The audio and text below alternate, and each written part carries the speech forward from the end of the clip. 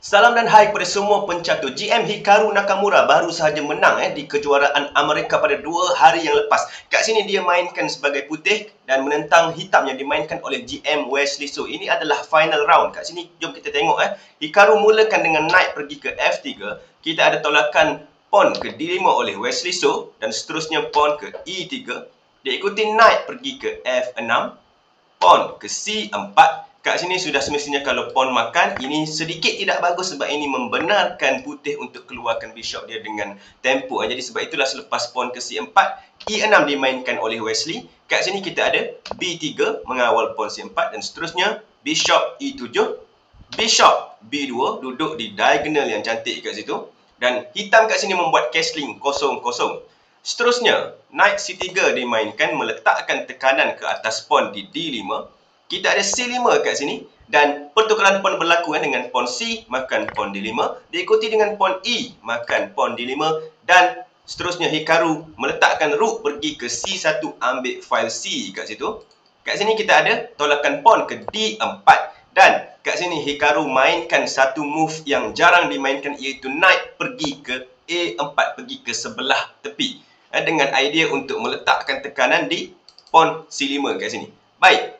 Wesley memainkan pertukaran pawn kat sini dengan pawn D makan pawn E3 dan sudah semestinya kalau Hikaru makan dengan pawn D kat sini, Wesley mungkin akan membuat pertukaran queen. Jadi Hikaru tak nak mainkan pertukaran queen kat sini. Jadi selepas pawn D makan, dia makan dengan pawn F makan pawn E3. Baik.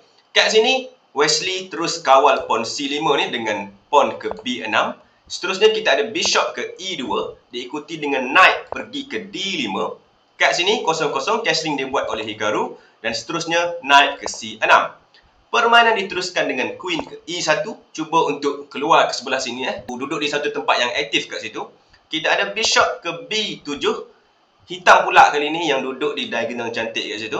Dan seterusnya queen keluar ke G3 macam saya beritahu tadi. Bishop F6. Tengok disebabkan bishop ni bahaya, jadi Wesley cuba untuk tukarlah. Jadi kat sini kita ada pertukaran bishop dengan bishop makan bishop F6 diikuti dengan knight makan bishop F6. Seterusnya knight di A4 ni Hikaru kata dah tak buat apa-apa dah kat situ, jadi dia pun balik ke tempat asal. Knight pergi ke C3 kat sini dan seterusnya knight B4. Dengan idea untuk knight ni mungkin untuk masuk ke D3 kat situ. Namun kat sini Hikaru tak hiraukan benda tu, dia gerakkan knight pergi ke E5 dan kita dapat tengok tadi knight tu kawal pawn D2. Sekarang ni knight dah lari ke tempat lain dan Wesley So berpeluang untuk makan pawn D2 ni. Tapi adakah pawn ini percuma? Sebenarnya kat sini pawn di D2 ni adalah satu pawn yang kita panggil sebagai pawn beracun ataupun poison pawn. Sebab apa dia poison? Sebab apa dia beracun? Sebab kalau kita makan, itu akan memudaratkan kita. Sebab tu jangan makan racun. Makanlah pizza ke burger ke nasi, tak kisah, jangan makan racun. Tapi kat sini GM Wesley So sebab masa tak berapa nak banyak, jadi dia terus queen makan pawn di D2. Dia ingatkan free, tapi sebenarnya tidak. Ini adalah perangkap. Sebab apa? Baik, kat sini korang boleh pause video ni dan cari apakah gerakan terbaik oleh GM Hikaru Nakamura. Silakan. Macam biasa, sementara korang berfikir tu, tolong klik like, share dan juga subscribe dan jangan lupa untuk onkan butang notifikasi supaya ada video baru je korang akan dapat tahu.